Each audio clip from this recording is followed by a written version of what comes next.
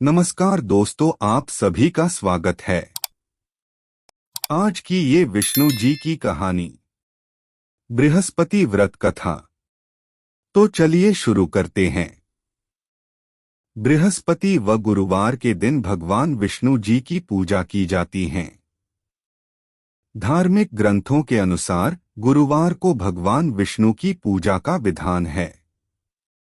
गुरुवार को बृहस्पति देव की पूजा करने से धन, विद्या, मान सम्मान, प्रतिष्ठा और कई अन्य मनोवांछित फल की प्राप्ति होती है।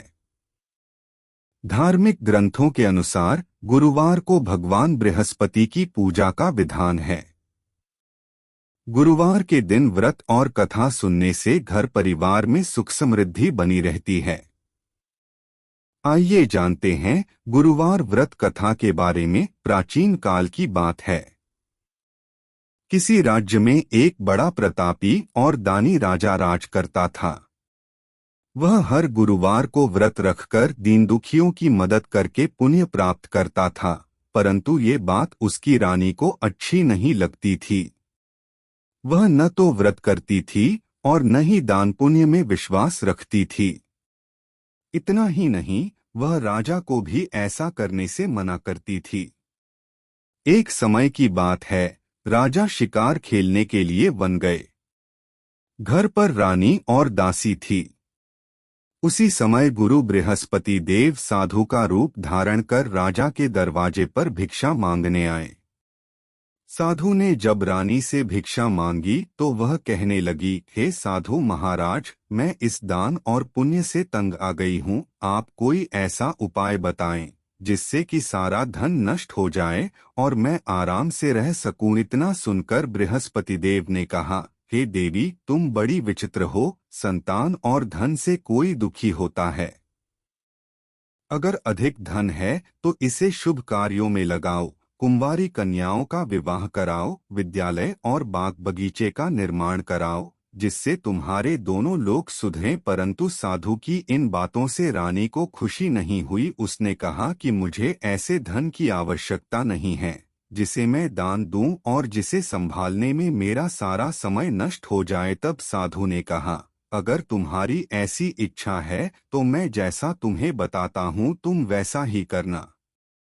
गुरुवार के दिन तुम घर को गोबर से लीपना, अपने बालों को पीली मिट्टी से धोना, राजा से हजामत बनाने को कहना, भोजन में मांसमदिरा का प्रयोग करना, कपड़े धोबी के यहाँ धुलने देना। इस प्रकार 7 बृहस्पतिवार करने से तुम्हारा समस्त धन नष्ट हो जाएगा। इतना कहकर साधु के रूप में बृहस्पति देव अंतर्ध्यान हो गए। साधु के अनुसार कही बातों को पूरा करते हुए रानी को केवल 3 बृहस्पतिवार ही बीते थे कि उसकी समस्त धन संपत्ति नष्ट हो गई। भोजन के लिए राजा का परिवार तरसने लगा। तब एक दिन राजा ने रानी से बोला कि हे रानी, तुम यहीं रहो, मैं दूसरे देश को जाता हूँ, क्योंकि यहाँ पर सभी लोग मुझे जानते हैं, इसलिए मैं कोई छोटा कार्य नहीं कर सकता। ऐसा कहकर राजा दूसरे देश चला गया।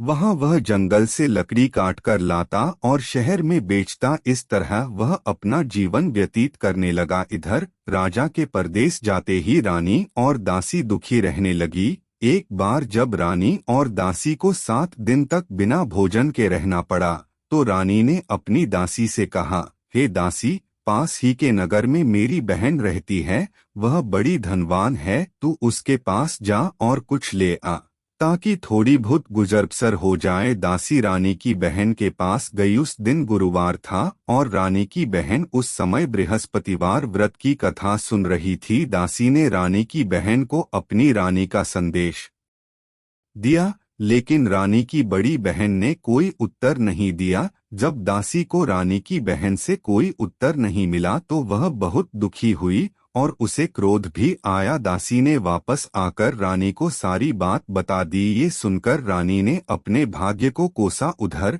रानी की बहन ने सोचा कि मेरी बहन की दासी आई थी, परंतु मैं उससे नहीं बोली, इससे वह बहुत दुखी हुई होगी। कथा सुनकर और पूजा समाप्त करके वह अपनी बहन के घर आई और कहने लगी, हे बहन, मैं बृहस्पतिवार का व्रत कर रही थी, तुम्हारी दासी मेरे घर आई थी, परंतु जब तक कथा होती है तब तक न तो उठते हैं और न ही बोलते हैं, इसलिए मैं नहीं बोली। बताओ दासी क्यों आई थी? रानी बोली, बहन तुमसे क्या छिपाऊं, हमारे घर में खाने तक को अनाज नहीं है।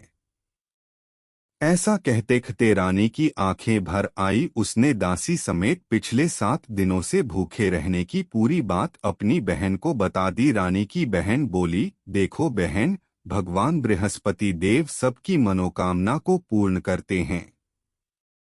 देखो शायद तुम्हारे घर में अनाज रखा हो। पहले तो रानी को विश्वास नहीं हुआ, पर बहन के आग्रह करने पर उसने अपनी दासी को अंदर भेजा तो उसे सचमुच अनाज से भरा एक घड़ा मिल गया। ये देखकर दासी को बड़ी हैरानी हुई। दासी रानी से कहने लगी, हे रानी, जब हमको भोजन नहीं मिलता तो हम व्रत ही तो करते हैं, इसलिए क्यों न इनसे व्रत और कथा की विधि पूछ ली जाए ताकि हम भी व्रत कर सकें। तब रानी ने अपनी बहन से बृहस्पतिवार व्रत के बारे में पूछा। उसकी बहन ने बताया, बृहस्पतिवार के व्रत में चने की दाल और मुनक्का केले की जड़ में अर्पित करें तथा दीपक जलाए, व्रत कथा सुने और पीला भोजन ही करें।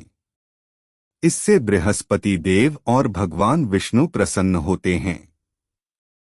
व्रत और पूजा की विधि बताकर रानी की बहन अपने घर को लौट गई। 7 दिन के बाद जब गुरुवार आया तो रानी और दासी ने व्रत रखा। वह घुड़साल में जाकर चना और गुड़ लेकर आई, फिर उससे केले की जड़ तथा विष्णु भगवान की पूजा की। अब पीला भोजन की चिंता को लेकर दोनों बहुत दुखी हुई। चूंकि उन्होंने व्रत रखा था इसलिए बृहस्पति देव उनसे प्रसन्न थे। वह एक साधारण व्यक्ति का रूप धारण कर 2 थालों में पीला भोजन दासी को दे गए। भोजन पाकर दासी प्रसन्न हुई और फिर रानी के साथ मिलकर भोजन ग्रहण किया। उसके बाद वह सभी गुरुवार को व्रत और पूजा करने लगी। बृहस्पति देव की कृपा से उनके पास फिर से धन संपत्ति आ गई, परंतु रानी फिर से पहले की तरह आलस्य करने लगी। तब दासी बोली, देखो रानी, तुम पहले भी इस प्रकार आलस्य करती थी, तुम्हें धन रखने में कष्ट होता था, इस कारण सभी धन नष्ट हो गया, और अब जब देव बृहस्पति की कृपा से धन मिला है तो तुम्हें फिर से आलस्य होने लगा है। रानी को समझाते हुए दासी कहती है कि बड़ी मुसीबतों के बाद हमने ये धन पाया है, इसलिए हमें दान पुण्य करना चाहिए, भूखों को भोजन कराना चाहिए और धन को शुभ कार्यों में खर्च करना चाहिए। इससे तुम्हारे कुल का यश बढ़ेगा, स्वर्ग की प्राप्ति होगी और पितृ प्रसन्न होंगे। दासी की बात मानकर रानी अपना धन शुभ कार्यों में खर्च करने लगी।